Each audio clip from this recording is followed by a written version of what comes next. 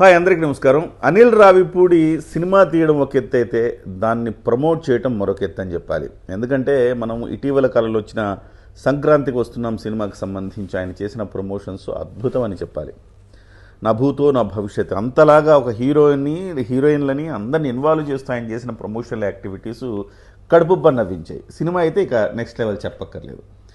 అలాంటి దర్శకుడు ఇవాళ చిరంజీవి గారితో సినిమా తీయబోతున్నారు. మొన్ననే ఉగాది రోజు దానికి సంబంధించిన క్లాప్స్ అంటే ఏమంటారు ముహూర్తపు సన్నివేశాన్ని చిత్రీకరించడం కూడా జరిగింది.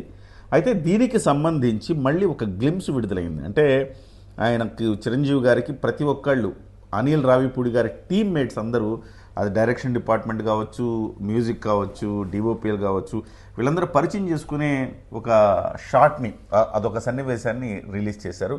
అది కూడా చాలా చాలా ఇంట్రెస్టింగ్గా వెరైటీగా తీయడం జరిగింది. ఒకసారి ఆ సినిమా ఎలా ఉండబోతుంది ఏంటి, మనతో పాటుగా ప్రముఖ సినీ రాజకీయ విశ్లేషకులు చందు శ్రీనివాస్ గారు ఉన్నారు, ఆయనతో మాట్లాడదాం. చందు గారు నమస్తే అండి. నమస్కారం అండి. ఏం సార్ ఎలా ఉండబోతోంది? సంక్రాంతికి వస్తున్నామంటూ సంక్రాంతికి మళ్ళీ వస్తున్నామని పెడతారంటే టైటిల్ ఏం పెట్టినా మొత్తం మీద అయితే సంక్రాంతికి అయితే రాబోతున్నారు, 2026 సంక్రాంతికి. సో దానికి సంబంధించి మొట్టమొదటి ప్రమోషనల్ యాక్టివిటీ అద్భుతంగా ఉంది అనిపించింది నాకు. ఎట్లా ఉంది మీ అభిప్రాయం ఏంటి? అంటే ప్రారంభమే ఇట్లా ఉంటే ఈ సినిమా ఎలా ఉండబోతుందో మీరు అన్నట్టు మొన్నొచ్చిన సంక్రాంతికి 10 ఆనందాన్ని ఆహ్లాదాన్ని ప్రేక్షకులకు అందించేటట్లుగానే ఉంది.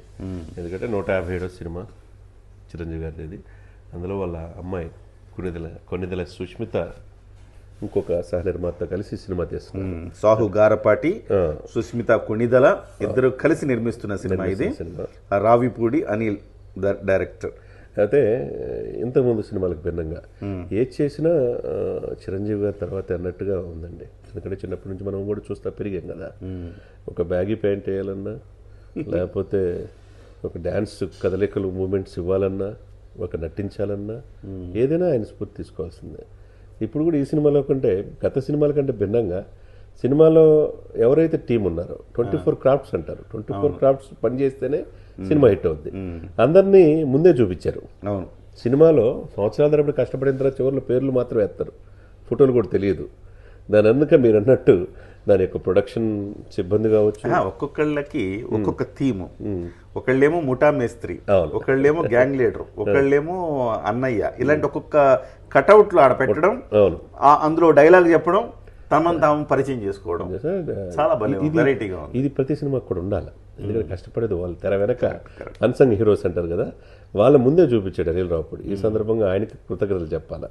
ఎందుకంటే ఏ హీరో, ఏ నిర్మాత అయినా, ఏ దర్శకుడైనా ఆయన జీవితకాలంలో చిరంజీవి గారి సినిమా తీయాలని కోరిక ఉంటుంది. ఆ కోరిక అనిల్ అల్టిమేట్ గా సార్, ఒక దర్శకుడికి చిరంజీవి గారితో సినిమా చేస్తే ఆయన జీవితం పరిపూర్ణ డైరెక్టర్ గా పరిపూర్ణమైనట్టుగా భావిస్తారు. ఇప్పుడు ఆయన వరుసగా 6 సినిమాలు హిట్ అయినాయి. అయ్యంతా ఒక ఎత్తు అయితే ఇది చాలా డిఫరెంట్. అందులో చిరంజీవి గారికి ఈ స్క్రిప్ట్ చాలా బాగా నచ్చిందంట. ఒక పట్టాన చిరంజీవి గారికి స్క్రిప్ట్ చెప్పిన తర్వాత ఒక పట్టాన అది ఆయన పూర్తి స్థాయిలో సంతృప్తిపరచడం అంటే చాలా కష్టం. ఎందుకంటే చిరంజీవి గారికి ఒక విజన్ ఉంటుంది. ఆ విజన్ ప్రకారం ఆయన కొన్ని మార్పులు చేర్పులు కూడా చెప్తారు. సో అలాంటి ఏమీ లేకుండా సింగిల్ షాట్లో ఆయన స్క్రిప్ట్ ఓకే చేశారంటే ఆ స్క్రిప్ట్ ఎంత బాగుందో రియల్లీ గ్రేట్. ఎందుకంటే అందులో వెంకటేష్ గారు కూడా వచ్చారు. విశ్వావసు సంవత్సరంలో ఆ రోజునే ఈ సినిమా ప్రారంభం అవటం, ఈ సినిమాకి అన్ని కూడా మంచి శకునాలుగానే మనం చూడాలి. ఇంకొక అంశం కూడా ఇక్కడ చెప్పుకోవాలి చంద్ర శ్రీనివాస్ గారు.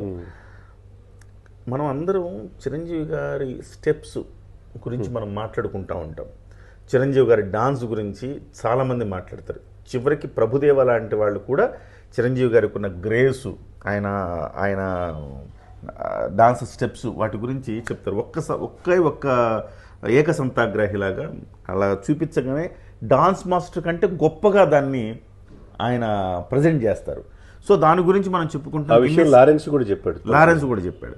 గిన్నీస్ బుక్ ఆఫ్ వరల్డ్ రికార్డ్స్లో ఆయన 25,000 స్టెప్పులు వేసినందుకు ఆయనకు అవార్డు కూడా వచ్చింది, గిన్నీస్ రికార్డు వచ్చింది. అయితే నేనేమంటున్నానంటే కేవలం ఆయన అదొక్క దాంట్లోనే గొప్పోడు అని కాదండి, ఆయన్ని మించిన కామెడీ టైమింగ్ ఉన్న హీరో ఎవరు లేరండి నా ఉద్దేశంలో. కామెడీ టైమింగ్ సార్ అద్భుతమైన కామెడీ టైమింగ్ అద్భుతం.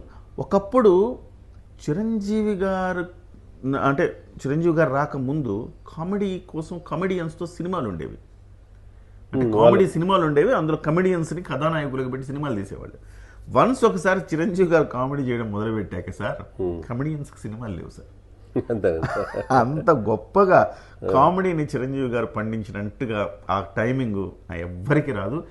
ఎస్పెషల్లీ ఆయన ఏదైనా సభలో మాట్లాడేటప్పుడు కూడా ఆయన కామెడీ టైమింగ్ ఉంటుంది సార్, కడుపుబ్బా నవ్విస్తాడు ఆయన. అదే సమయంలో మీరు చెప్పినట్టండి ఆ కామెడీ టైమింగ్స్ అంతా చాలా 2 దశాబ్దాల తర్వాత గుర్తు తెచ్చింది మాత్రం ఈ సందర్భంగా బాబీ అనుకోవాలి.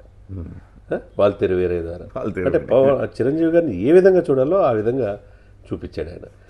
అదే ఒక అభిమానిగా అంటే బాబీనే అలా చూపించి, బాబీ అంటే యాక్షన్ డైరెక్టర్ అవును. ఆయనే ఇంత కోణాన్ని కామెడీ యాంగిల్ని బయటకు తీసండి. Anil Ravipudi full time entertainment director కదా, నెక్స్ట్ లెవెల్లో ఉంటుంది. అందులో డౌటే లేదు. అందులో సినిమా మీరు అన్నట్టు వచ్చే సంక్రాంతికి ఈ యొక్క సీన్ చూస్తేనే ముందే వచ్చిందా అన్నట్టుగా ఉంది. అంటే ఇప్పుడే ఇట్లా ఉంటే నెక్స్ట్ సినిమాలు ఇట్లాంటివి ఎన్ని ఉంటాయో కడుపుబ్బ నవ్వించి నెక్స్ట్ సంక్రాంతి మెగా ఫ్యామిలీ అని మనం అనుకోవచ్చు అనమాట. అంతే నెక్స్ట్ సంక్రాంతి ముందు పవన్ కళ్యాణ్ గారు 2 సినిమాలు రిలీజ్ అవుతున్నాయి. మన రామ్ చరణ్ గారు కూడా ముందు పెద్ది రిలీజ్ అవుతుంది. ఇది హరిహర వీరమల్లు, ఓజీ, ఈ 2 కూడా ఒకే సందర్భంలో 3 నెలల గ్యాప్లో అవి 2 వస్తున్నాయి. అంటే 2024 మెగా ఇంట అవార్డుల పంట. రాజకీయంగా సక్సెస్, ముగ్గురు అన్నదమ్ములు, సినిమాల్లో సక్సెస్, పద్మవిభూషణ్ అయ్యాడు. కట్ చేస్తే నేషనల్ అవార్డు మన బ్రిటన్లో కూడా మొన్న అవార్డు ఆ దేశం గౌరవించింది, లైఫ్ టైం అచీవ్మెంట్. ఇప్పుడు మరలా 2025 కూడా వెళ్దే అన్నట్టుగా కనపడుతుంది. ఏమంటారు?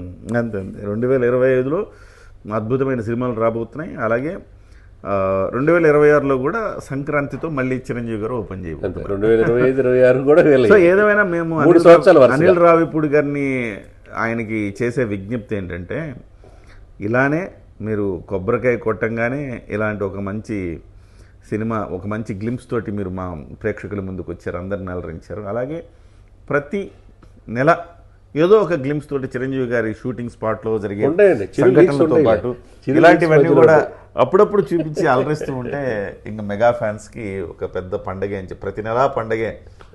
ఏదైనా కిరణ్ గారు 24, 25, రాబోయే 26 ఈ 3 సంవత్సరాలు మెగా ఇంట ఇక ఎంటర్టైన్మెంట్ కావచ్చు, రాజకీయాలు కావచ్చు, సినిమాలు కావచ్చు, అంతా వీళ్ళే ముందుంటారనేది అనిపిస్తుంది. Right sir. Thank you very much Chandra Srinivas garu. మొత్తం మీద అనిల్ రావిపూడి గారు తనదగిన మార్కులో చిరంజీవి గారిని ఫస్ట్ ప్రజెంట్ చేయడం అద్భుతంగా ఉంది. లాస్ట్లో ఆయన వచ్చి గ్యాంగ్ లీడర్ పోస్టర్ పెట్టుకొని దీనంతటికి గ్యాంగ్ లీడర్ ఎవరయ్యా అంటే నేనే సార్ అని ఎలా వస్తాడు, రఫ్ ఆడిస్తానంటే అంతొద్దు ఇంత చాలంటాడు. నిజంగా ఆయన అలా అన్నాడేమో అనుకున్నా, అలా అనుకున్నారా కాదు అని చెప్పి ఇంకొంచెం గట్టిగా అనిపించాడు. సో సూపర్ అనిపించింది.